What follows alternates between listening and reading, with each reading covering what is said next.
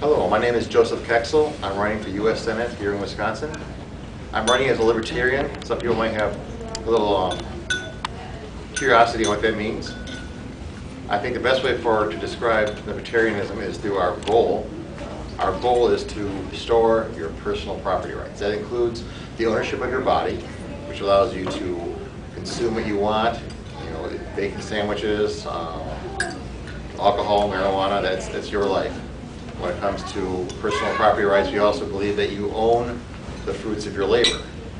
Now, starting with that, how does that make us different from liberals and conservatives? Well, liberals tend to believe in equality. You'll hear a liberal speak often about fairness, the rich paying their fair share of taxes, and such things. A conservative is a little bit different.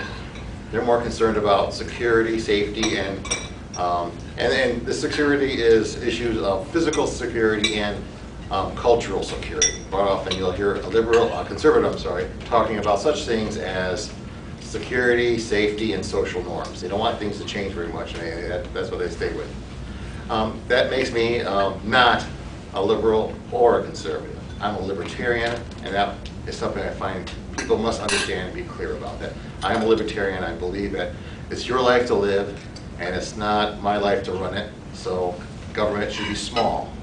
And one way we can actually improve our government is to balance the budget. Through balancing the budget, we can do many interesting things, such as reduce regulations through the elimination of entire departments, something that we have to look at as this country. We have over $120 trillion of debt and unfunded liabilities. If you want a different destination, you have to choose a different path. So I hope you would look at me for U.S. Senate this year. Vote in November. Thank you. All right, got a question for you. Oh, sure.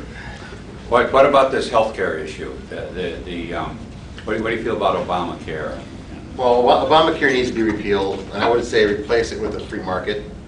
And the most important thing you can do about that is to look at the real problems we have with our current health system. For example, people quite often argue that pre-existing conditions need government intervention.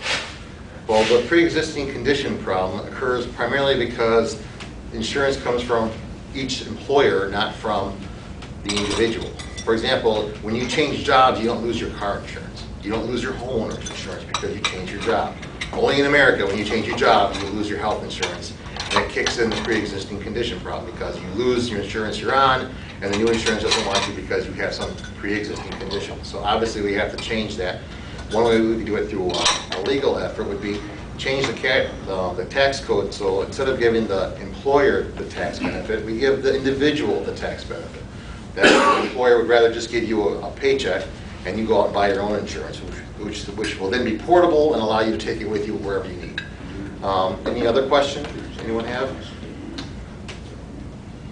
Would you like to replace the current tax system, federal tax system, with something like a withholding from the money supply? Like if we say it's $15 trillion in the gross domestic product, and we maybe take like 10%, 15% of that, and we say, okay, that's government revenue, and then that's what you get to spend, and that's it, and there's no tax forms, there's no need to deal with people with any kind of income tax system or any kind of taxes out in the economy. Well, we're looking at many issues with taxes. I think the most difficult problem with taxes is we have a spending problem. Until we affect change with our spending, we'll never be able to really manage logical taxes. Right now, if you spend money at the rate we are, you have to tax everything all the time because there's an unlimited amount of spending, so you need an unlimited amount of taxation. I think if we got the federal government down to its traditional, what I would say constitutional role, defense, managing disputes among the states,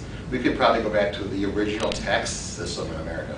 Tariffs and direct taxes on, or indirect taxes like excise taxes and stuff like that, where we could fund our entire federal government without any form of income tax or corporate tax. I mean, the corporate tax is a silly tax anyhow because you're actually taxing individuals anyhow because you're taxing a corporation, which is actually would otherwise give that money back to the tax to their shareholders, or they give it to their employees in some kind of compensation. So really, you're taking the tax from us when you tax a corporation. So I think that our current corporate tax is about 39%.